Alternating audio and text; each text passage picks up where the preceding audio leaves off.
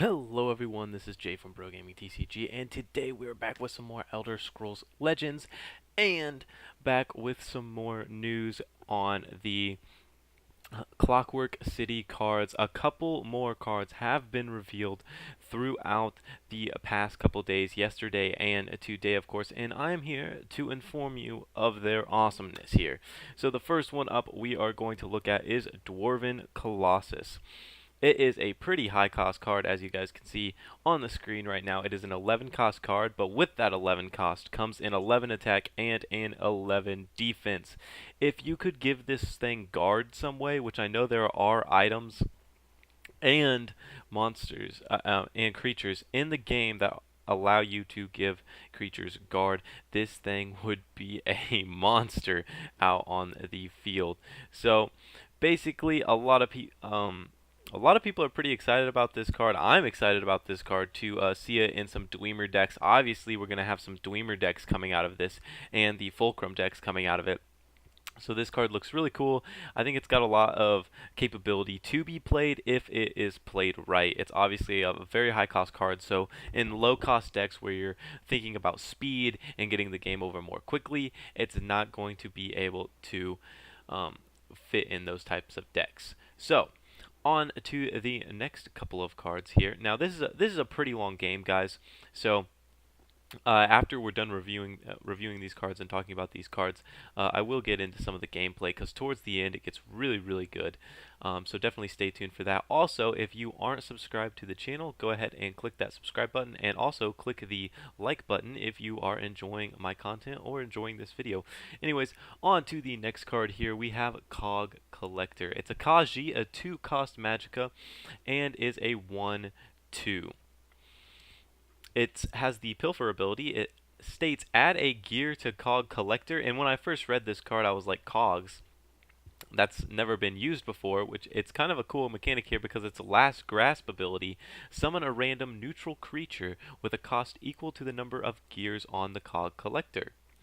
So a pretty cool mechanic there that they've introduced in the game where you can now tally up gears onto Cog Collector, and you can summon a neutral creature with this. So obviously, depending on how many attacks you get off, you're going to be able to get creatures out of your deck. It's basically a search mechanism when it dies. And that's very cool.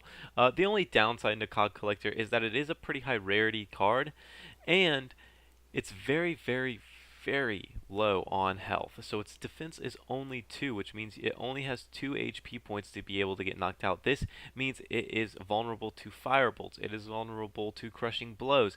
It's vulnerable to several different cards, and your opponent does not have to use a very high cost card to take out Cog Collector. So it would have been nice if we could have seen Cog Collector with maybe a 4 or 5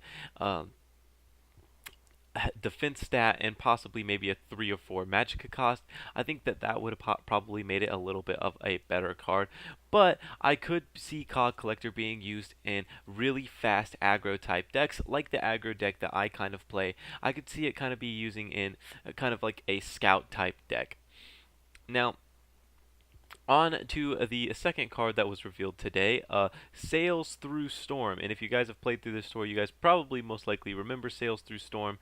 And he is now getting a card which is pretty cool because Argonians are my favorite race in the Elder Scrolls world. And this is an Argonian. So he is a 6-cost Magicka card, a unique legendary card. So you're only going to be allowed to have one of them in your deck. And he is a 5/5. Which is pretty decently strong for a 6-cost Magicka card, especially due to his ability, which says Pilfer, summon the top creature of your deck. This could honestly be used in so many decks. Archer decks are probably going to be playing this card, and things could really get out of hand with this card if left untended. So basically, if you're thinking, all right, it's not a threat, it is a threat. When Sails-Through-Storm is played, this card is a threat because every single attack it gets off, it's also summoning a creature that your opponent can use on its next turn. So All I'm saying is that it is going to be most likely a very, very highly played card, especially in certain types of decks. Basically, I feel like almost any agility deck that's using pilfers or moves or anything that allows you to attack your opponent's face and keep monsters relatively clean on the opponent's side of the field, allows you to control the field very easily, will be playing Sails-Through-Storms. Also, I think it's a pretty good aggro type deck card that you can play in aggro decks because it's allowing you to flood the field with mass amounts of creatures from your deck. Yes, you're not going to be getting the creature that you possibly want to get out on the field, but you are going to be taking that top creature of your deck and playing it on the field, which makes it a lot easier because sometimes you're going to draw into actions or items or other support cards, and this is going to make it so that you can always get a creature down at the end of after he attacks. And that's going to put them up for an attack next turn, or if they're a charge creature, I'm sure their charge ability will come into play and allow you to attack that turn. So here we've got about half the video still in play here, and there really hasn't been too much going on at this point. That's kind of why I did the reviews at the beginning of this video instead of the end of this video, because not too much has been going on. It seems like he's kind of figuring things out now. I've kind of got it so basically the next turn I could win if he doesn't do something, but obviously as you guys can see by the time, it does not happen that way. This was actually a relatively long match for me, being 12 minutes and all. I usually keep my matches below 10 or usually below 8 minutes. My average match time is usually about 5 minutes long. So this one was definitely a longer match. Now, he's got two creatures out. He has a guard out with a 2/2, I believe, and and his dragon out with a 4/1. Now, my orc clan captain has been reduced, its attack has been reduced to a 1/2, so if he attacks with his dragon, it is going to go down. And here he goes, he's going to play another guard here, which basically saves him from mortal destruction this turn, and kind of frustrates me a little bit. I'm kind of teetering over my icon to give him a good play or something like that, but I decide not to. I decide not to give him confidence, I guess. I wanted to keep him on his toes because, as you can see, I have no hand because I was stupid enough to play my two lurking crocodiles in the same turn, because if I was going to try to enclose the game, because I was for sure that he did not have a guard in his hand. Unfortunately, he did have a guard in his hand. Now, I draw into Fate Weaver, and I'm like, okay, Fate Weaver might be able to get me something here. I have 7, so it's not going to be too much, but I go ahead and attack my, I use my two lurking crocodiles, and then I get Firebolt. Firebolt really wouldn't have, would have actually helped, because then I would have been able to get 3 damage onto the opponent here, and possibly allowed myself to win the next turn because of Fate Weaver, but I decided to knock that out anyways. He finally gets off some damage on me. Those were actually the first damage that he did to me. I played Afflicted Alia at the beginning of the game to do 2 damage to myself and 2 damage to him, but he does have his dragon with guard down on the other side of the field, and I'm actually quite worried about this dragon because I have no opportunity to take it out. I myself am looking towards the end game. I almost contemplate about using Fireball here, but I decide to keep it in my hand. The dragon isn't going to so much of a problem because I can take it out next turn, but it's going to clear my side of the field. I'm counting on getting a good card off of the rune that he's about to break, hopefully a prophecy card or something like that. But I really wasn't expecting him to do too much this turn. I was expecting him to maybe play a couple monsters, which here he goes and plays his first monster, which allows him to get another guard in the other lane, and then he plays Dragonplate Armor, which unfortunately for me really boosts his one dragon up to an astronomical level of 11 attack and 10 defense. So there is absolutely no way that I get any get him off of the field, especially now that he also has a 4/4 on the field. So I know that next turn he if he doesn't play any like crushing blows or anything like that, anything that does damage to me, I am okay. Which, if he was going to be smart, he would have saw that none of my monsters can attack. He's perfectly safe and would not have given me any rune breaks.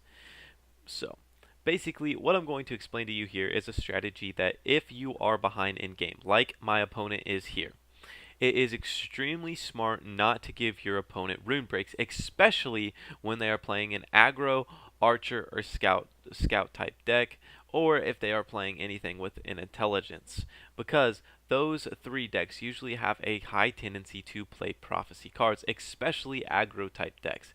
Aggro type decks are something that feed off of how many prophecy cards they play. Take a look at my deck. My deck has a majority of prophecy cards, meaning that my rune break prophecy percentage is very high to get cards off of it. So, he has enough damage to deal to get me down to 1 HP. Not counting if I get any guard prophecies or if I get any lightning bolts to destroy his monsters. Which, if I would have gotten a lightning bolt, I'll tell you that I did not get a lightning bolt. I would have probably used it on his face because I did have Camlorn Hero in my hand, allowing me to do teal damage. So there is 11 damage, and that's going to break 2. That's going to give me Rapid Shot and Crushing Blow. Now I know that all I need is 2 more damage to win this. So basically, I have enough damage to win the game in my hand without having to attack. So I go ahead and I actually throw a 2 onto my Spider Worker, pressuring him to use his guard to attack my Spider Worker because if left untended, I do have Fire Bolts in my hand, so I could attack with that. He does leave the Spider Worker untended, and I am left with 3 HP. So if I wouldn't have played that guard, I would have been left with 1 HP, which in the end, I still would have won this game if I wouldn't have played the guard, if I wouldn't have gotten the prophecy break off of the guard. But there, I go ahead and play my Camlorn Hero, which is going to do 2 damage. I'm going to play another one, which is going to do 2 more damage, and I'm going to give him the good game, and I am going to Crushing Blow, which right here, it kind of lags a little bit, and I kind of freaked out because I was like, oh my gosh, did I misclick? And luckily I didn't. I was pretty sure I didn't, but it lagged a little bit. So, it was an extremely good game. He played it well, other than the fact that he probably shouldn't have attacked on that turn and waited a turn to attack, because at the time I didn't have anything in my hand that would have beat him that turn. Anyways, guys, that's all I have for you guys today. I hope you enjoyed everything. This has been Jay from Bro Gaming TCG, and I remind you all to always keep on battling and pursue your dreams. Thanks for watching.